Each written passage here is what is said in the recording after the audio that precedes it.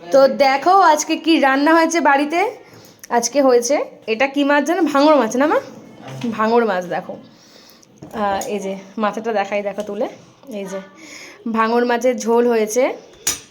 আর দিদিভাই বাবাকে পালং শাক দিয়েছে, বাবা পালং শাক খেতে খুব ভালোবাসে বলে দিদিভাই চিকেন করেছিল, সিজাকে একটু চিকেন দিয়ে গেছে। আর এখানে হয়েছে দেখো লাউ দিয়ে ডাল, প্রেশারে দিয়ে সিটি দিয়েছি ডালটা। ডালটা জল হয়ে গেছে, মানে পাতলা হয়ে গেছে। আর এখানে এই যে এখানে রয়েছে ভাত, হ্যাঁ একারি ভাত হয়েছে। আর এখানে যে সকালবেলা করেছিলাম আলু ফ্রাই, মানে ওই যে টমেটো দিয়ে যে আলুর চোখা করে সেটা করেছিলাম।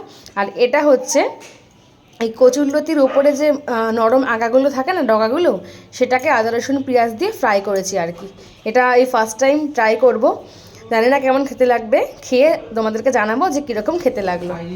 আর এটা হচ্ছে কালকে উচ্ছে দিয়ে লাউ দিয়ে ডাল করেছিলাম, সেটা রয়েছে।